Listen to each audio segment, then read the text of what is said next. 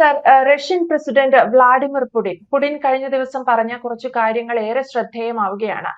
റഷ്യയുമായി വ്യാപാര കരാറുള്ള രാജ്യങ്ങൾക്കുമേൽ US ഇത്തരത്തിൽ നിരന്തരം ഏർപ്പെടുത്തുന്ന താരിഫ് അത് ട്രംപിന് തന്നെ വലിയ തിരിച്ചടിയാകും, അമേരിക്കയ്ക്ക് തിരിച്ചടിയാകും എന്നാണ് പുടിൻ പറയുന്നത്. പുടിൻ അതിന്റെ കൂടെ ചേർത്തത് പ്രത്യേകിച്ച് ഇന്ത്യക്ക് മേലുള്ള കാര്യമെന്ന്. ഇന്ത്യയെ കുറിച്ച് അത്രയേറെ റഷ്യ കൺസിഡർ ചെയ്യുന്നു അല്ലെങ്കിൽ കൺസേൺഡ് ആണ് എന്നാണ് പുടിൻ ഏറ്റവും ഒടുവിൽ പറഞ്ഞ വാക്കുകളിൽ നിന്ന് നമുക്ക് മനസ്സിലാക്കാൻ സാധിക്കുന്നത്. ഇന്ത്യയുമായി ഒരു സ്പെഷ്യൽ റിലേഷൻ ആണ് റഷ്യയ്ക്കുള്ളത് എന്നാണ് പുടിൻ പറയുന്നത്. മാത്രമല്ല 5 വർഷങ്ങൾക്ക് ശേഷം ഇതാ പുടിൻ ഇന്ത്യയിലേക്ക് വരാൻ പോവുകയാണ്.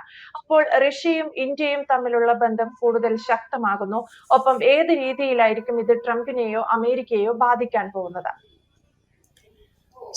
പുടിൻ ഒരു പേഴ്സൺ നോൺ ഗ്രാറ്റ എന്ന് പറയും ഇംഗ്ലീഷിൽ. യുക്രൈൻ യുദ്ധം തുടങ്ങിയപ്പോൾ തൊട്ട് ഇപ്പം 3 കൊല്ലമായി പുടിൻ റഷ്യയിൽ നിന്ന് പുറത്തുപോയി അധികം സ്ഥലത്തേക്ക് ട്രാവൽ ചെയ്യാൻ പറ്റിയില്ല. ഒന്ന് ചൈനയിലേക്ക് വന്നു, ഇതല്ലാണ്ട് ചെറിയ ചെറിയ വിസിറ്റ് നോർത്ത് കൊറിയ പ്രസിഡന്റ് ഇങ്ങോട്ട് വന്നു. അല്ലാണ്ട് പുടിൻ അങ്ങനെ പുറത്തുപോയി ബയലാറ്ററൽ മീറ്റിംഗ്സും നടത്തിയിട്ടില്ല.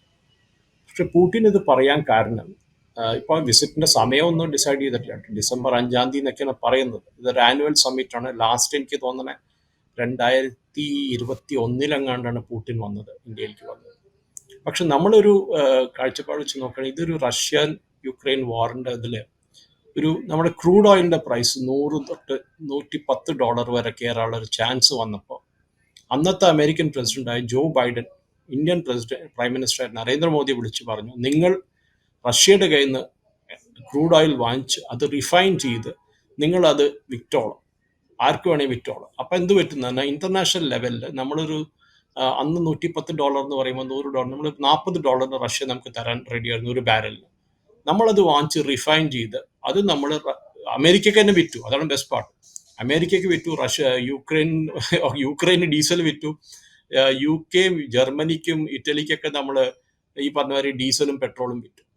അപ്പൊ അമേരിക്കയുടെ ഒരു വിഷമം ട്രംപ് വന്നപ്പോൾ തൊട്ട് എന്താണെന്നാണ്, ഇതിലെന്ത് പറ്റി, ഇതിൽ 2 രാജ്യങ്ങൾക്ക് വലിയൊരു തിരിച്ചടിയായി. ഒന്ന് സൗദി അറേബ്യയും ഒന്ന് അമേരിക്കയും.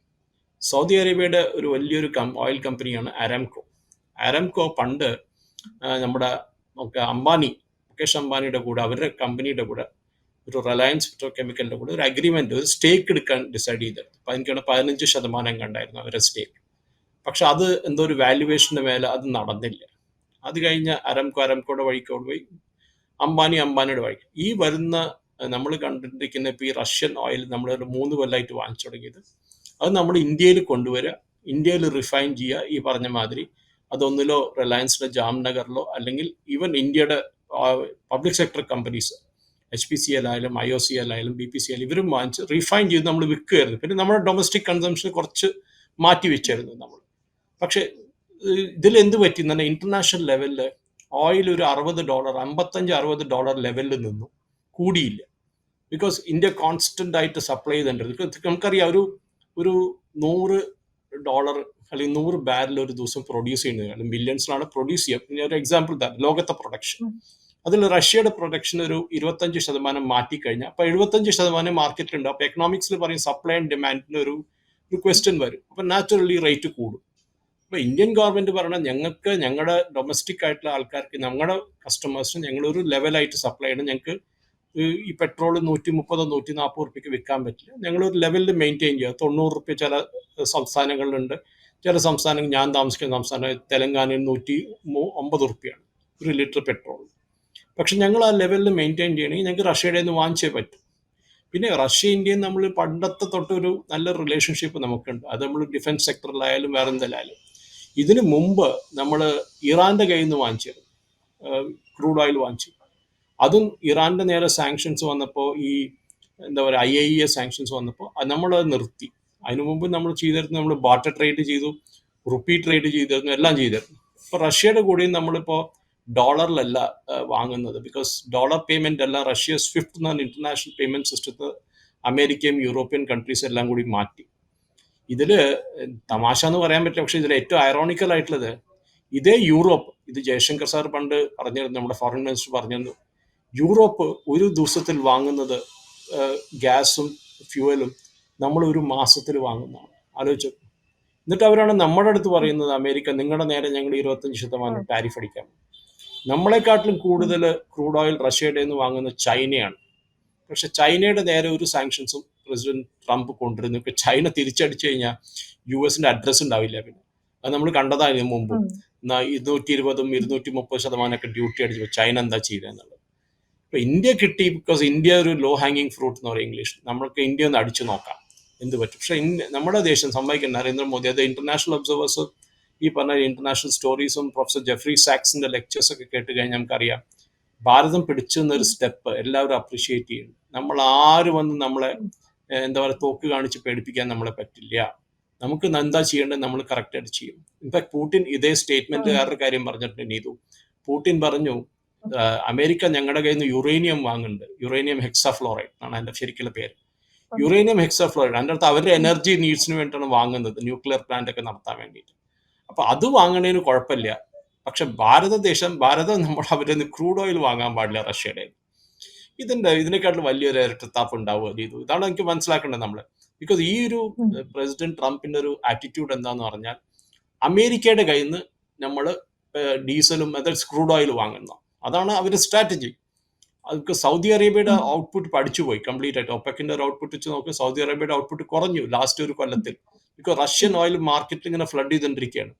അമേരിക്കക്ക് വിൽക്കാൻ പറ്റുന്നില്ല അമേരിക്കയുടെ ക്രൂഡ് ഓയിൽ. ഇതിനു മുമ്പ് നമ്മൾ അമേരിക്കയുടെ നിന്ന് വാങ്ങിച്ചിരുന്നു. ഇപ്പൊ അമേരിക്ക പറയണത് നിങ്ങൾ റഷ്യൻ ക്രൂഡ് ഓയിൽ നിർത്തി ഞങ്ങളുടെ നിന്ന് ക്രൂഡ് ഓയിൽ വാങ്ങും. റഷ്യ നമുക്ക് $40 തരുന്നത്, അമേരിക്ക ചോദിക്കുന്നത് $70. നമ്മളത് റീഫൈൻ ചെയ്ത് വരുമ്പോൾ അതൊരു $75-80 ആവും. ഷിപ്പിംഗ് റീഫൈനിങ് കോസ്റ്റ് എല്ലാം കൂടി കഴിഞ്ഞാൽ അതിനകത്ത് നമുക്ക് മാർക്കറ്റിൽ വിപണിയിൽ അവിടുത്തെ വിപണിയിൽ ഒരു $120 $130 ഒരു ലിറ്റർ പെട്രോൾ വിൽക്കേണ്ട വരും. അത് പറ്റില്ലല്ലോ. അപ്പൊ അതാണ് അതിന്റെ കാരണം. പക്ഷെ ഈ പറഞ്ഞ മാതിരി പൂട്ടിൻ പറഞ്ഞ ഒരു സ്റ്റേറ്റ്മെന്റ്, അത് പൂട്ടിൻ ഇതിനു മുമ്പും പറഞ്ഞിട്ടുണ്ട്. ചൈനയായാലും ഇന്ത്യ ആയാലും അമേരിക്ക പേടിപ്പിക്കാൻ പറ്റില്ല. ബാക്കിയുള്ള രാഷ്ട്രങ്ങൾ മാതിരിയല്ല. മെക്സിക്കോ അല്ല, കാനഡ അല്ല, വിയറ്റ്നാം അല്ല. ഇവരൊന്നും നിങ്ങൾ ഓരോ തോക്ക് കാണിച്ച് അത് കാണിച്ച് ഇത് കാണിച്ച് പേടിപ്പിച്ച് ടാരിഫ് അടിച്ച് പറ്റില്ല. ഇവരൊരു ഇൻഡിപെൻഡന്റ് നേഷനാണ്. ഇവർ പിടിച്ചു നിൽക്കും. ഇവർക്ക് ചെയ്യേണ്ടത് ഇവർ ചെയ്യും. വളരെ ക്ലിയർ ആണ് ആ കാര്യത്തിൽ നീതു. നമുക്കെന്താ വേണ്ടത്, നമുക്കെന്താ ശരിയെന്ന് തോന്നുന്നത് നമ്മളത് ചെയ്യണം. അതാണ് എൻ്റെ പൊളിറ്റിക്കലി കറക്റ്റ് ആയിട്ടുള്ളത്.